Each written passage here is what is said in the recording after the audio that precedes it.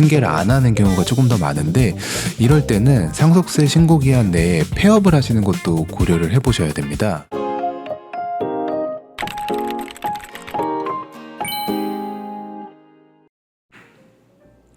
안녕하세요. 상속의 모든 것 김형석 세무사입니다. 네, 안녕하세요. 정지훈 세무사입니다.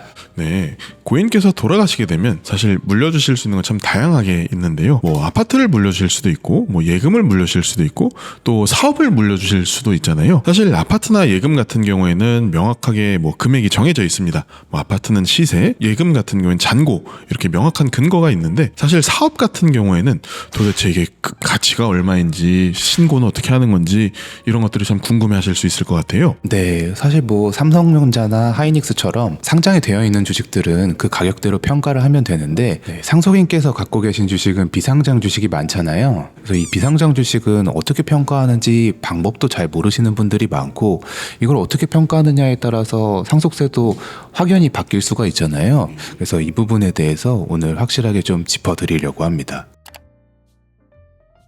부모님께서 법인 사업체를 상속해 주셨다고 하면 얼마로 평가되는지 확인해 보도록 하겠습니다. 법인 사업체를 상속받는다라고 하면 이제 회사 재산을 직접 받는 게 아닙니다. 예를 들면 돌아가신 시점에 금융재산도 있을 거고 기계장치도 있을 수 있고요. 부동산도 있을 수 있을 텐데 이거를 상속인 명의로 그대로 가져오는 게 아니잖아요. 그래서 이 회사는 정확히는 주식을 상속받는 개념이거든요. 그래서 법인을 상속받을 때는 이 비상장 주식 가치를 얼마로 평가하느냐가 좀 중요한 포인트가 될 수 있거든요. 그런데 비상장 주식을 평가를 할 때 비상장 주식은 사실 가격이 정해져 있지 않잖아요. 이런 상장 주식 같은 경우에는 삼성전자나 하이닉스는 거래되는 가격이 있으니까 그걸 기반으로 평가를 하면 되는데, 비상장 주식은 거래가 잘 안 된단 말이에요. 그래서 비상장 주식은 시장가가 없기 때문에 세법에서 이제 자산 가치의 40%, 손익 가치의 60% 해가지고 비상장 주식 가격 평가하는 방법을 제시를 해놨어요. 정세훈 선생님이 이렇게 자세히 설명을 해주셨는데요. 이 부분을 다 아실 필요는 없고 비상장 주식 평가할 때 자산 가치랑 이제 손익 가치를 좀 섞어서 평가를 하는구나 정도로 생각해 주시면 좋을 것 같습니다. 네, 그래서 구체적으로 사업체를 상속받았을 때 케이스를 두 가지로 나눠가지고 좀 설명을 드려보도록 하겠습니다. 첫 번째로 상속인분들이 회사를 승계하는 경우예요. 이 경우에는 가업상속공제라는 제도를 활용하면 좋은데요. 상속인이 가업을 물려받아서 하는 거니까 국세청에서 좀 혜택을 주고 있거든요. 가업상속 재산에 대해서는 100% 공제를 해주고 있어요. 가업을 10년 이상 영위했으면 300억, 20년 이상 했으면 400억, 30년 이상 했으면 600억까지 공제를 해주거든요. 세법에는 이렇게까지 공제를 해주는 제도가 없는데 이게 가장 강력한 공제 제도라고 보셔도 됩니다. 네, 그래서 이렇게 파격적인 혜택을 주다 보니까 적용 요건도 좀 까다롭고요. 사후 관리도 매우 꼼꼼하게 이루어집니다. 근데 제가 지금 이 자리에서 이 내용을 자세히 설명하기에는 좀 영상이 너무 길어지다 보니까 저희 과거 영상 한번 참고해 주시면 감사하겠습니다.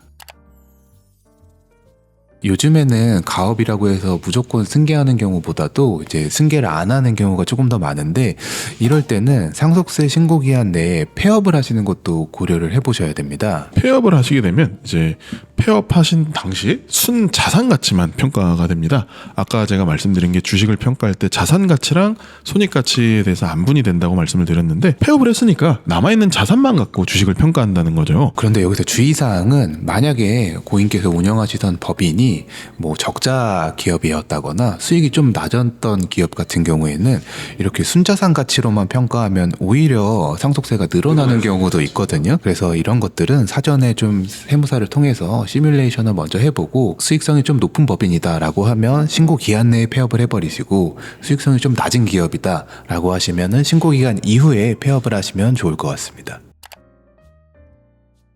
그럼 저희 업무 사례, 실제 사례 한번 보도록 하겠습니다. 그 당시 상속인 상황을 말씀드리자면 전체 상속 재산 한 20억 정도 됐고요. 가업과 관련된 게 한 15억 정도, 그러니까 전체 재산 한 75% 정도 됐고요. 가업에는 영위하신 지 한 10년이 훨씬 넘었었습니다. 15, 16년 정도 했던 걸로 기억을 합니다. 실제로 상속인분들 상담했던 기억이 나는데, 이분들이 어린이집을 운영하시던 분이었어요. 근데 이 어린이집에 대해서 가업상속공제를 받냐 못 받느냐에 따라서 세금 차이가 엄청나게 많이 났던 상황이었거든요.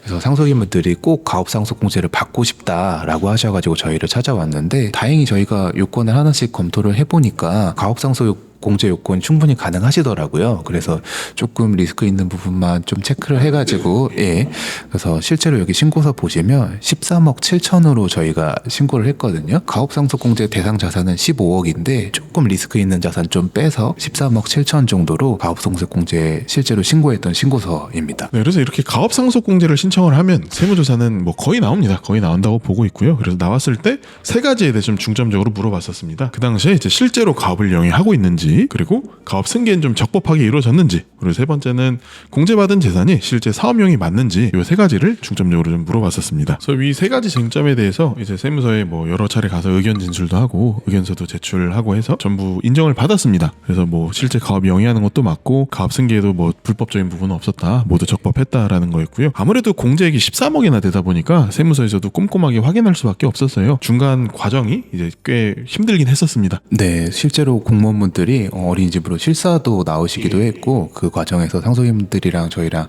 공동으로 잘 대응을 해가지고 결과적으로는 뭐 추징세액 하나도 없이 잘 종결된 케이스긴 합니다. 전체 재산가액이 한 20억 정도 되시는 분이었는데 뭐 세금을 한 푼도 안 내고 끝이 난 거죠. 그리고 이후에 저희가 5년 동안에 사후 관리 어떤 거 지키셔야 되는지까지도 다 안내해 드렸습니다. 네, 오늘은 이제 사업체를 물려받았을 때 어떻게 상속세 신고가 되는지, 그리고 절세는 어떻게 하는지에 대해서 알아보았는데요. 여러분의 생각을 자유롭게 댓글로 남겨주시면 감사하겠습니다. 구독과 좋아요를 눌러주시면 채널 운영에 큰 힘이 됩니다. 지금까지 상속의 모든 것이었습니다. 감사합니다.